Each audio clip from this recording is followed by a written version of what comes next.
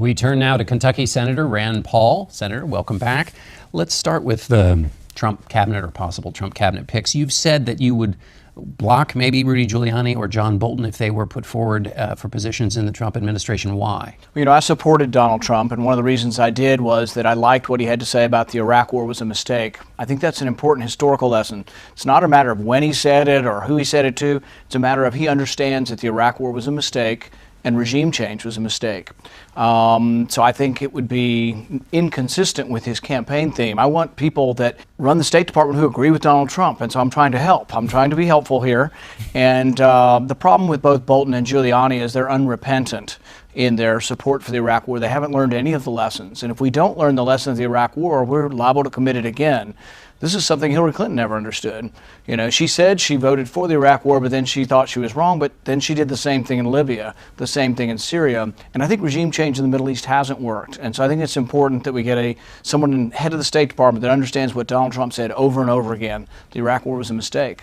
Would you include Mitt Romney, who Vice President-elect Mike Pence said is under consideration in that same basket? I'm not sure I would call him unrepentant. I would say that he is somebody who has supported the Iraq War, and I would want to hear more. I think we should ask, no matter what the stature of the person, we should ask, what are your beliefs? Was the Iraq War a mistake? Are you for regime change? Do you think that toppling Assad in Syria will lead to a better world or a safer world? Do you think toppling, Gaddafi in Libya did? Do you think toppling Mubarak? All of these questions should be asked, and they're important questions, and I will ask that. As far as reasonability, if I were to rank Romney up there with someone who I think is a reasonable even keel versus a Giuliani or a Bolton, I think Giuliani and Bolton are out there on the extreme. I don't think they're very diplomatic. And I think you want the chief diplomat to be diplomatic. And I've said before, Bolton might be better as a Secretary of War, but he's certainly not a diplomat or someone who acts in a diplomatic way or thinks that diplomacy might be an alternative to war. Do you have any of your own candidates you put forward? I'm afraid I don't get to pick. I wish I got to pick. But, they've said in the mix, Bob Corker was in the mix, and I also find him to be very reasonable, very knowledgeable with foreign affairs. As head of the Foreign Relations Committee, I think he's interacted with many of our foreign leaders. And I think that's what you want is a reasonable, calming hand at the State Department. You don't want someone throwing bombs or advocating regime change. Both Bolton and Giuliani have advocated for regime change in Iran, and that doesn't sound like diplomacy. That sounds like war. Right. Have you been contacted by anybody in the Trump orbit to say, to at least address your concerns? Well, we have. We've had conversations with them, nothing public or nothing I care to make public, but we've had conversations expressing, it's a very close vote. There's 52 Republicans. Some of the people that have been put forward, I think, are not guaranteed to get any Democrat support. So they lose my support and a couple of other Republicans. Many Republicans have come up to me and said, you know what?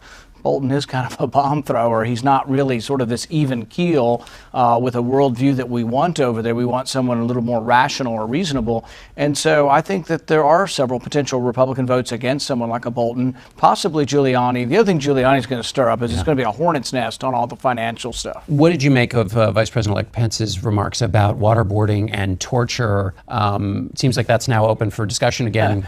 Well, the Bush administration said we weren't going to do it. The Obama administration said we weren't going to do it. The international community condemns it. I think it is torture. And well, John McCain and I don't always agree on everything. We have our disagreements a few times. But on this, I absolutely think John McCain's right. We shouldn't torture. And instead of sort of holding this to ourselves and saying, being ambiguous about it, we should telegraph to the world that we're better than this and we don't torture. And this is why we are exceptional as a people. We don't torture any prisoners. You've also been a vocal critic of what the government does to look into its citizens' business, whether it's bulk collection of data or wiretapping.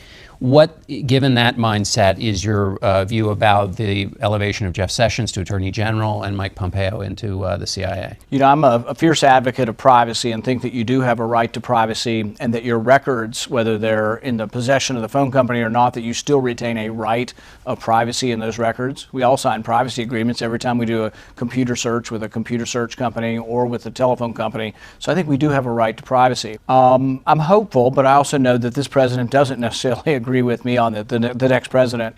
And so we'll see. I'll continue to be an equal opportunity defender of the Bill of Rights, whether it's a Republican or a Democrat president. But do you have any specific concerns with respect to Sessions or Pompeo? They've both supported the Patriot Act, bulk collection of metadata. Right. It does concern me, yes. But I would say that with Pompeo, he's going to have to also answer, to my liking, whether or not he's still for torture, whether or not he's for waterboarding. That's important. He's also been for expanding NSA powers. Many of the NSA powers were done, I think, in secret without the knowledge of most members of Congress. Even some members who are authors or co-authors of the Patriot Act said, we never intended for them to collect all that data in Utah, and they didn't tell us. So one of my questions for Pompeo will be, are there secret programs that even Congress doesn't know about? And I think there still are programs ongoing that the bulk of Congress is not aware of. Let me ask you, what do you think the Senate's oversight role is with respect to Donald Trump and then the Trump businesses?